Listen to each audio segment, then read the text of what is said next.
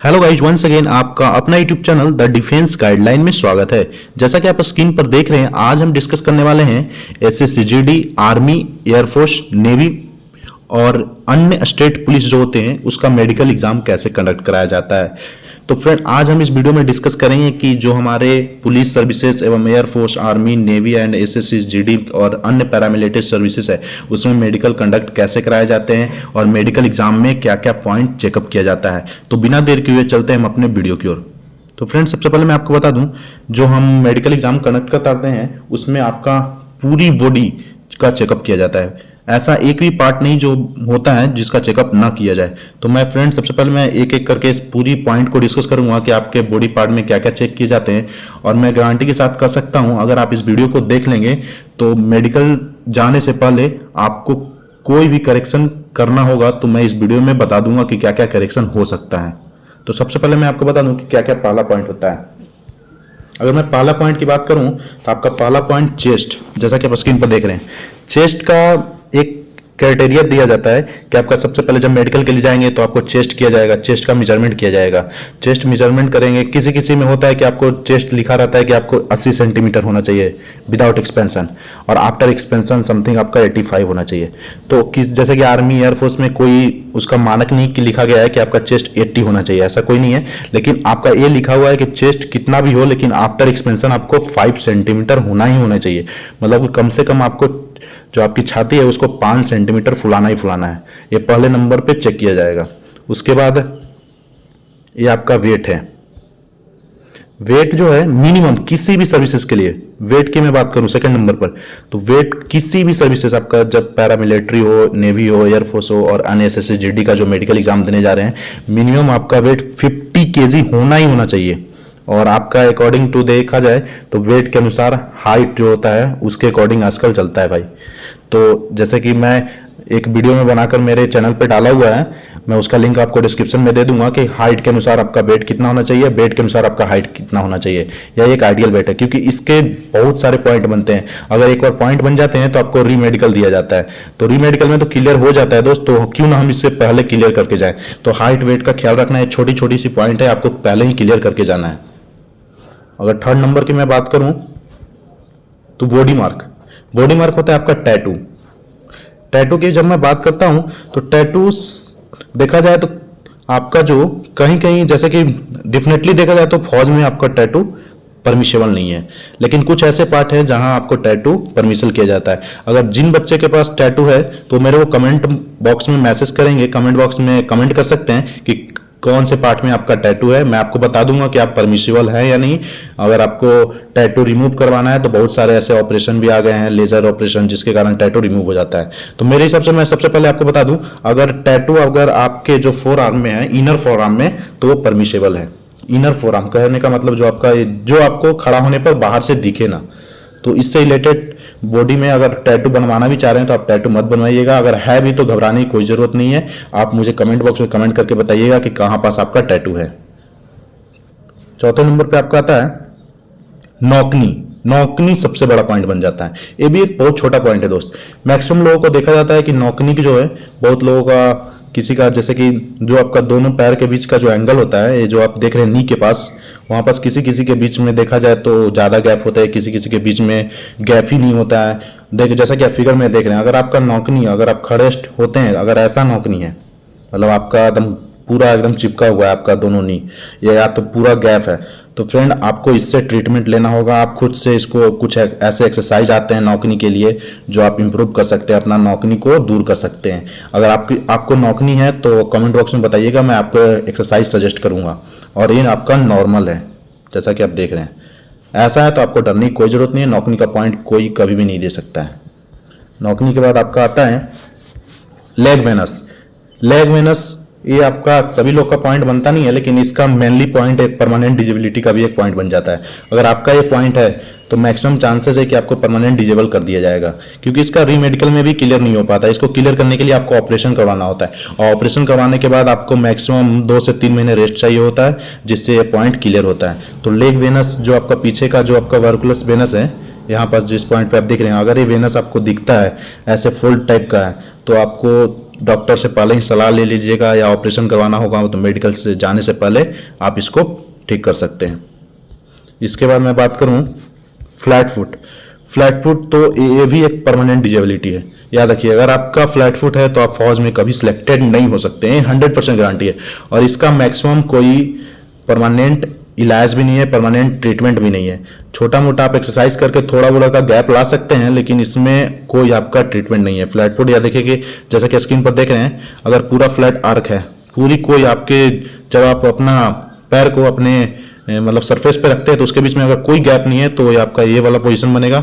Maximum gap बन जाता है, हाई आर्क का हो जाता है और नॉर्मल आर्क का हो जाता है। अगर आप इस क्राइटेरिया को फॉलो करते हैं, इस क्राइटेरिया को फॉलो करते हैं तो आप डिजेबिलिटी हैं, और मैक्सिमम अगर नॉर्मल को इस क्राइटेरिया को फॉलो करते हैं तो आप फिट हैं। फ्लैट फुट में आपको कोई पॉइंट नहीं देगा अगर आपका फ्लैट फुट ऐसा है तो। फ्लैट फुट की मैं बात करूं तो आपका फिट फिंगर।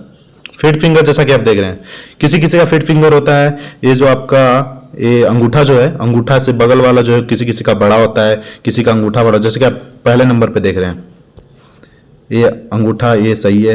इसके बाद देखा जाए तो दोनों बराबर हैं, तीसरे अंगूठे से बड़े हैं। एक देखिए आपका चौथे नंबर पे सारे ये हैं। तो मैं पहले बता दूं कि मेनली देखा जाए तो ऐसे अगर पॉइंट आपको नहीं देंगे, क्योंकि फिट फिंगर में ज्यादा मैक्सिमम पॉइंट नहीं मिलता है। अगर आपका फिट फिंगर, मान लीजिए आपका कोई फिट का फिंगर ही ना हो, तो उस कंडीशन में आपको परमानेंट डिजेबल कर दिया जाएगा। लेकिन मैं ये चारों कंडीशन आपके पास है तो घबराने की कोई जरूरत नहीं है, आप सारे फिट हो जाएंगे। ये मैं 100% कर सकता हूँ, फिट फिंगर में ज्यादा इशू नहीं होता है। उसके बाद मैं बात करूं आपका आइज पूरे फौज का मैक्सिमम पॉइंट बनता है दोस्त, ये याद रखना। आइज में सबसे पहले देखा जाए तो एक आपको एक कॉन्सेंट्रेशन टेस्ट होता है, जैसे कि यहाँ पर टॉर्च दिखाया गया है। कहीं कहीं आप मेडिकल एग्जाम देने जाएंगे तो आपको पेन का नेडल दिखाया जाएगा। इसमें क्या होता है कि आपका जो आंख का कॉर्निया है उसको घुमाना है, बस पुतली को आपको घुमाना है, बीच वाले जो भाग है आपका कॉर्निया उसी को घुमाना है, विदाउट अपने बॉडी को हिलाए हुए। जैसा कि अगर यहाँ पास ये जो आपका कांस्टेबल कर रहा है, ये जो हमारे पास डॉक्टर कर रहे हैं, मतलब कि टॉर्च मार रहे हैं, आपको बोलेंगे कि इस टॉर्च को देखना है बिना मुंडी हिलाए, अपनी कॉर्निया को हिलाना है। इससे क्या होता है कि आपका देखा जाता है, कहीं कहीं आपने फेस किया होगा कि किसी का आंख थोड़ा टेढ़ा होता है, वो टेढ़ा दिखता है, तो ये यही चेक करते हैं। तो कभी कभी ये नीडल से चेक करते हैं, कभी कभी ये टॉर्च से चेक करते हैं। उसके बाद ये आपका आई साइट चेक होगा, 6/6 होना चाहिए, किसी किसी कंडीशन में 6/12 भी परमिसेबल है। तो आई साइट देखिए आपको लेटर पढ़ाए जाएंगे 6/6 की दूरी से, 6/12 की दूरी से, और ये आपको पढ़ना है। और तीसरे नंबर पे आई में आ जाता है कलर ब्लाइंडनेस, जो कि एक परमानेंट डिजेबिलिटी है। ये जेनेटिक प्रॉब्लम होता है, अगर जिसका भी कलर ब्लाइंडनेस है वो फौज में कभी भर्ती नहीं हो सकता, इसका कोई ट्रीटमेंट नहीं है फ्रेंड। तो जिनका भी कलर ब्लाइंडनेस मैं 100% कहूंगा वो अपना प्रिपरेशन छोड़ दें, फौज के लिए वो फिट नहीं है।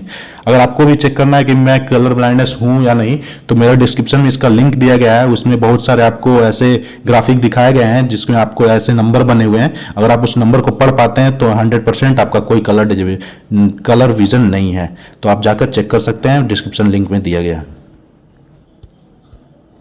इसके बाद मैं बात करूं ईयर, कान का चेकअप नॉर्मली ऐसे ही चेकअप होता है, आपका कान के पर्दे का चेकअप होता है, कान में कोई आपका गंदगी नहीं हो, कान में कोई आपका सफाई होना चाहिए, इसलिए कान का मैटर चेक होता है। कान का ज़्यादा पॉइंट बनते नहीं है, लेकिन मेडिकल जाने से पहले आपको कान का पूरी तरीके से सफाई कर लेना है, पूरी चेकअप करवा लेना है। उसके बाद मैं बात करूँ नोज में आपका चेक होता है, जो नोज की हड्डी जो होती है ना, नोज की हड्डी वो सीधी होनी चाहिए। किसी किसी का नोज का हड्डी टेढ़ा होता है, इस साइड में टेढ़ा होता है, इस साइड में होता है, जैसे कि आप स्क्रीन पर देखें, यहाँ नॉर्मल है, मॉडरेट है, सीवियर है, ऑब्जेक्टिव है। नॉर्मल और मॉडरेट तो आपको परमिसेबल हो जाता है, लेकिन सीवियर और ऑब्जेक्टिव में थोड़ा इसका पॉइंट बन जाता है। लेकिन ये जैसे आपको अगर नॉइज का कोई रिमेडिकल का पॉइंट मिलता है तो ये 100% क्लियर हो जाएगा। इसमें डरने की बात, इसमें छोटा सा एक ऑपरेशन होता है नोज की हड्डी का, वो आपको सीधा कर दिया जाता है। इसमें डरने की कोई जरूरत नहीं है। आपका नोज का पॉइंट मिला है तो 100% आप रिमेडिकल में पास हो जाएंगे। नोज की बाद में बात करूं तीत का तो ज्यादा इशू नहीं होता है। तीत में सबसे पहले देखा जाता है कि आपके मिनिमम दांत कितने हैं। मिनिमम दांत 28 होना ही होना चाहिए, ठीक है। उसके बाद आपका जो मिनिमम दांत 28 और 14 आपका जो तीत पॉइंट होते हैं, तीत पॉइंट वो काउंट होते हैं। इट डजंट मैटर कि आपका 30 दांत है, 32 दांत है, और तीत की सफाई कर लेना मेडिकल जाने से पहले। मिनिमम 28 दांत होने चाहिए और आपका 14 डेंटल पॉइंट बनने चाहिए। वो डॉक्टर अपने काउंट करते हैं डेंटल पॉइंट पर। टीथ की बात अगर मैं बात करूँ आपकी हार्ट, जो हार्ट लंग्स होते हैं उसका भी चेकअप किया जाता है कि आपके लंग्स में कोई बीमारी स्टेथोस्कोप लगाकर उसका चेकअप करेंगे डॉक्टर कि आपका कोई हार्ट बीट ज़्यादा ना हो, ब्लड प्रेशर हो। ब्लड प्रेशर भी चेक किया जाता है, जैसे कि आप बीपी चेक कराते हो, जब आप मेडिकल देने जाओगे तो बीपी 100% चेक होगा। किसी किसी का क्या होता है कि बीपी आपका इंक्रीज कर जाता है, किसी किसी का होता है बीपी लो आ जाता है। तो जब आप मेडिकल देने जाओगे उस समय प्रेशर में रहते हो तो मैक्सिमम बीपी हाई ही हो जाता है। तो जब बीपी आपका हाई हो जाए तो उससे पहले अगर जिनके बच्चों का मतलब मैक्सिमम प्रॉब्लम हो बीपी हाई का, तो अपने मेडिकल देने से पहले एक टैबलेट खा लें जिससे बीपी कंट्रोल रहता है भाई। तो याद रखिएगा कि बीपी का पॉइंट कभी कभी री मेडिकल में बन जाता है, लेकिन इसका हम रेमेडीज पहले ही ले सकते हैं। मेडिकल जाने से पहले हम बीपी का एक मेडिसिन आता है वो खा लेंगे तो आपका बीपी कंट्रोल में रहेगा। उसके बाद मैं बात करूँ 13वें नंबर पे पाम टेस्ट। पाम टेस्ट जो होता है आपका, जो पसीना, हाथों से पसीना आता है, ये भी एक देखा जाए तो परमानेंट डिजेबिलिटी। हाथों का पसीना किसी न किसी के किसी ऐसे कंडे तो जो हमेशा, ये भी एक जेनेटिक प्रॉब्लम है। तो जिनका भी पाम टेस्ट है, ये भी एक कुछ मेडिसिन आते हैं, एक ऑपरेशन भी कराया जाता है कि पाम टेस्ट से पूरे पसीना को सोख लिया जाता है। तो मेडिकल जाने से पहले ये भी चेकअप करवा लें। अगर आपका ये पहले ही आपको पता है कि पाम टेस्ट मेरा हो रहा है तो मैं डॉक्टर से सलाह लेकर ही जाएं, क्योंकि इसका भी पॉइंट बन जाते हैं और एक परमानेंट डिजेबिलिटी है। पाम टेस्ट के बाद मैं बात करूं आपका टेस्टिटाइल्स। ये आपका हाइड्रोसिल का पॉइंट है। हाइड्रोसिल किसी किसी का बड़ा होता है, किसी किसी का छोटा होता है। जैसे कि उसमें 2 टेस्टोस्टाइल होते हैं, टेस्टिज होते हैं, तो आपको चेक करना है कि किसी का टेस्टिज एक छोटा होता है, किसी का टेस्टिज बड़ा होता है। तो इसमें डरने की कोई बात नहीं है, थोड़ा माइनर डिफरेंस चलता है। लगता है आपको कि मेरा बड़ा है, मेरा एक छोटा है, तो अगर आपको ज़्यादा डाउट लगता है तो डॉक्टर से संपर्क कर सकते हैं। मेडिकल जाने से पहले आप मेडिकल में आप चेकअप करवा सकते हैं। उसके बाद मैं बात करूं पाइल्स टेस्ट, जो कि मैक्सिमम लोगों का पॉइंट बनता है। पाइल्स टेस्ट की मैं बात करूं तो हिंदी में उसको बोलते हैं बवासीर। जिन भी कैंडिडेट को बवासीर है तो वो पहले ही अपना स्टार्ट कर दें इसका ट्रीटमेंट लेना, क्योंकि बवासीर का पॉइंट मैक्सिमम बन जाता है। और री मेडिकल में पॉइंट तो इसको क्लियर हो जाता है, लेकिन क्यों ना आप अभी से इसका ट्रीटमेंट स्टार्ट कर दे लेना। अगर इसका ट्रीटमेंट आप अभी से लेना स्टार्ट कर देंगे तो मैं 100% कहता हूं कि आपका पाइल्स का कोई पॉइंट नहीं बनेगा। और पाइल्स में पॉइंट बन जाता है तो उसके बाद आपको री मेडिकल में ऑपरेशन कराकर ही जाना पड़ेगा, क्योंकि एक बार पॉइंट बन गया तो आपको ऑपरेशन करना पड़ेगा। तो मैं सजेस्ट करूंगा जिनका भी पाइल्स है वो एक मेडिसिन आता है, आप डॉक्टर से संपर्क करेंगे विदाउट ऑपरेशन, आप कुछ दिन तक आप मेडिसिन यूज करेंगे तो आपका पाइल्स का प्रॉब्लम हट जाएगा।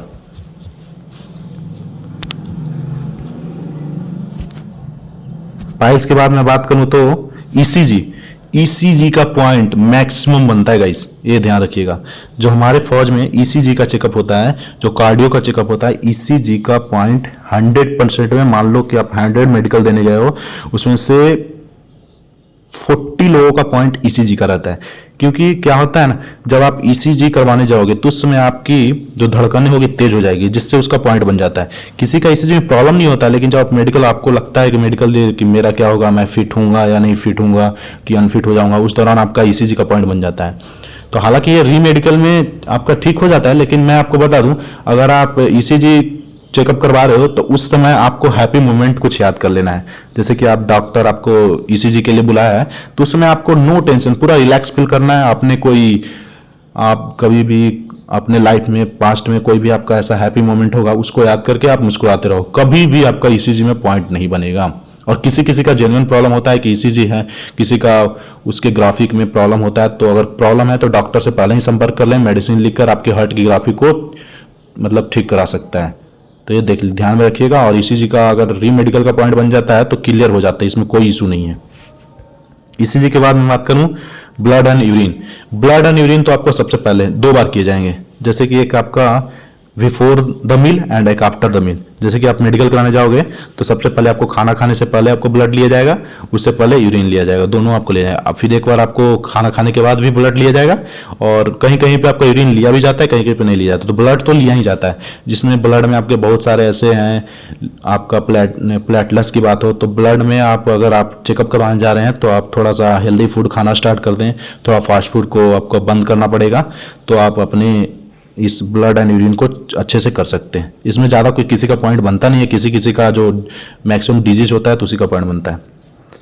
और एक हर्निया जो है ना, आपका मैं बात करूं, सबका पॉइंट तो नहीं बनता। जो बचपन में हॉर्निया का ऑपरेशन कराया है वो अपने डॉक्टर से प्रिस्क्रिप्शन करके ले जाए कि मैंने हॉर्निया का ऑपरेशन कराया था, मेरा अभी ओके है। तो अगर जिनका भी हॉर्निया का ऑपरेशन हुआ वो घबराने की जरूरत नहीं है। अगर ऐसे आपको री मेडिकल में वो पॉइंट दे देंगे कि ये क्या है, आपसे पूछेंगे, फिर आपको री मेडिकल में चेकअप करेंगे तो री मेडिकल में फिट हो जाओगे। तो मैं बता देना चाहता हूँ, आपका हॉर्निया का ऑपरेशन हुआ है तो आप मेडिकल के लिए जा रहे हैं तो पहले से ही डॉक्टर से प्रिस्क्रिप्शन लेकर आप बना लें कि सर मैंने हॉर्निया का ऑपरेशन कराया, अभी मैं ओके हूँ, मैंने चेकअप कराया, मेरा कोई प्रॉब्लम नहीं है। हॉर्निया के बाद आता है, ये एक बहुत मैक्सिमम पॉइंट है, फौज में सबसे ज्यादा पॉइंट बनने वाला है। ये आपका होता है कैरिंग एंगल। कैरिंग एंगल की जब मैं बात करूं, फौज में सबसे ज्यादा पॉइंट आपको किसी भी air force, navy, army, BSF, CISF, ITBP, किसी भी पुलिस यानी कि किसी भी मेडिकल टेस्ट में कैरिंग एंगल का पॉइंट 100% बनता है। कैरिंग एंगल की मैं बात करूं तो सबसे पहले मैं आपको बता देना चाहूं, कैरिंग एंगल जो होता है less than 5 and greater than 15। अगर लेस देन 5 है तो आप अनफिट हो, ग्रेटर देन 15 डिग्री है तो आप फिर भी अनफिट हो। अगर लेस देन 5 की मैं बात करूं तो ये आपका क्यूबिटस वायरस होता है। लेस देन 5 वो आपने यहाँ पास मेजरमेंट एंगल मेजर करके वो मेजर कर लेते हैं जो आपका मेडिकल कंडक्ट करवाएंगे। और ग्रेटर देन 5 होगा वो क्यूबिटस वैल्गस होता है। ये वाला जो आपको फिगर दिख रहा है ये ग्रेटर देन 15 है, ये आपको लेस देन 5 है। अगर लेस देन 5 और ग्रेटर देन 15 है तो आप अनफिट हो, और 5 और 15 के बीच में आपका कैरिंग एंगल है तो आप 100% फिट हो।